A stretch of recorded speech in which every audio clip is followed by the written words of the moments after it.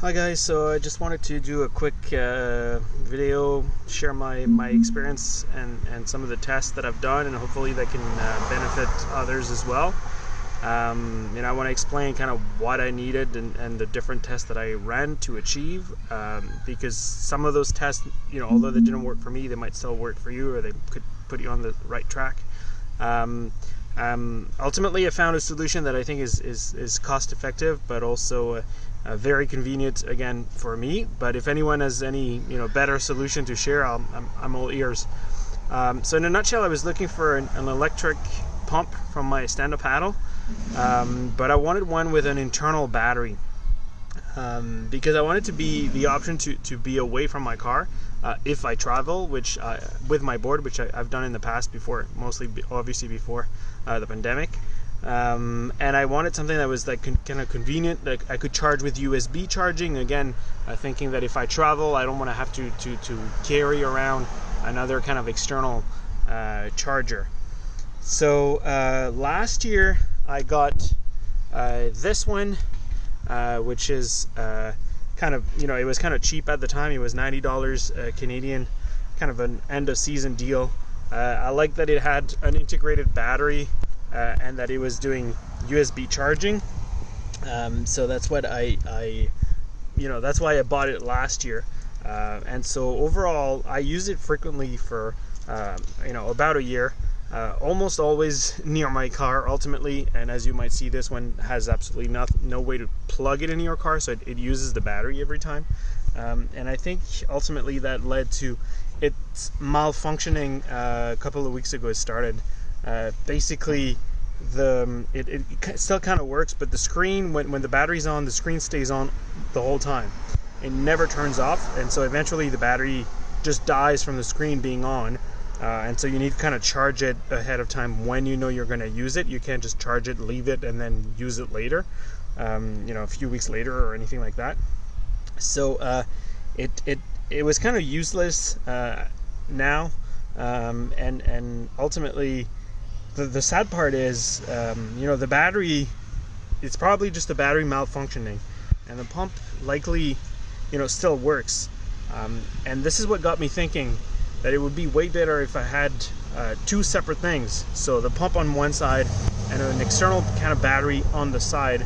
And so this is what I started to look for. Eventually, as I was researching this a little bit more, I found out that number one, there's two different types of pumps, and there are pumps like this one that are 2-speed, so they fill up your board a lot faster than this one, which is single speed. And I'll share a video in the comments below that I looked at that was kind of comparing both, and it was very interesting. So I'll share it if you guys want to look at this. And I also saw that obviously, the newer ones tend to have, or the fancier ones that have 2-speed also tend to have an internal battery and kind of like a car cigarette lighter at the same time. The problem was it was much more expensive. It was minimum $250, again Canadian. So luckily I saw a few weeks back, again kind of like end of season deal, this pump that has no integrated battery but that has the cigarette lighter. And I figured that I could probably, quote unquote, build my own battery for a lot less than, the $200 extra that would require to get one that would have the battery integrated.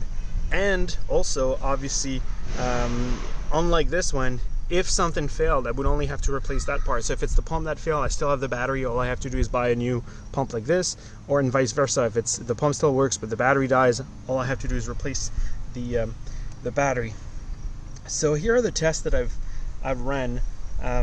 First thing I did was I tried one of those kind of like power bank jump starter type of thing that is meant to jump start your car. There's some sort of like an adapter that you kind of plug in here, and then this gives you a black and red crocodile that you can use to jump start your car if your battery dies. So I figured that would be a good way, and the one that I have here came with some sort of an adapter here for an output, as you might see here, that allows you to obviously just plug something here. The problem was that it would turn on the screen, but then when I would try to hit it, nothing would happen. He would kind of like die instantly. And I realized that it was probably due to the power that was needed. So this is only 800 amp, I think. So I went and got a fancier one. I think it was 1200 amp for about $150 Canadian. But the same thing would happen. So I returned it, and I was trying to look for something else to use. So maybe if you get like a super fancier one that sell for $200, $300 that have more amps, maybe this could work. But as I was doing more research, I came across the one and only video on YouTube that was showcasing something about stand-up paddle with Milwaukee batteries. So this is kind of like a fake rip-off one, but it's the same M12 Milwaukee batteries. And so this guy was selling kind of 3D printed parts that he would make himself that would turn those batteries into kind of USB chargers, and potentially also, again, something that could be used to pump a stand-up paddle. But you know, again, it was kind of cheap, but it needed like a dedicated charger for the batteries and a few adapters, and I would have to order from him, and I think it was only in the States. Not even sure he was shipping in Canada in my case. So you know, I kind of inspired by that. I was like trying to find something that could work for me. So I decided to look for Amazon parts, and I found a page you know, showing not only the part but also an adapter, which is here. So this is with the battery plugged into it. I would put the links in the description below.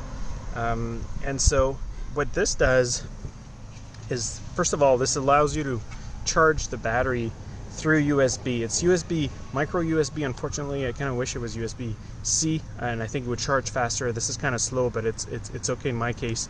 And it gives you, here there's a way where you can press and you can see how much battery is left in it. And you can also use this as a USB charger for your car. So, you know, this makes for a very compact charger that has multi-use of USB and USB charging. So all I have to do is bring this. And then the best part is actually this tiny little thing that I paid, I think, $10 for on Amazon. I put the links in the description. And basically, it just turns out that it magically just kind of fits perfectly into it. So I'm not going to run the test here because I need to mark it. Just make sure that you follow the plus and minus sign, and I'm going to put some sort of reminder for myself on one side to make sure that this doesn't happen. But when you do this, then all of a sudden you have this car charger, and you can just kind of plug it in. And I've tried it, and it worked perfectly. It filled up the pump entirely. You could probably do it twice with one battery, and I got two batteries for $30 or so. So you know, I could always reuse the other one if I wanted to. So you know, ultimately the results again is that the board gets filled in about 10 minutes, which is what I would do with a manual pump. I could do it twice. I get two batteries. I wouldn't fill more than, you know, twice a day max, I think, if I wanted to. I can plug just in my car if I have to. And the best part is, again, I can easily bring it on a plane if I wanted to. You can bring, you know, this part on the plane with you as an external charger. I know TSA approves this if you want to bring some sort of power bank, so you can bring this as a power bank. You can even just get one of those charger that you know, car cigarette USB charger. So this makes it for, you have two things that you can plug USB in, and so you can bring this on the plane with you in the cabin, and you can put the pump potentially with the board well wrapped up, and put this in the checked luggage. So the overall cost again was like $82 for this pump, $33 for two batteries, and this adapter was, I think, $35 or so, and this was $10. So overall, you know, it compared to $250 to get an external, a battery with an internal charger, this was way cheaper, and ultimately I find, again, much more convenient. I can separate the two. If one thing's break, I can replace. I can travel with it a lot easier. I'm not sure what would happen if I try to take this on the plane with me with a big battery like this in the as a check luggage. I'm not sure TSA would approve or like it. But as two kind of like external power banks, I think this would work. So that's it. Just wanted to share this, guys. Hopefully that can help someone else, and have fun paddling everywhere you guys are going. Bye.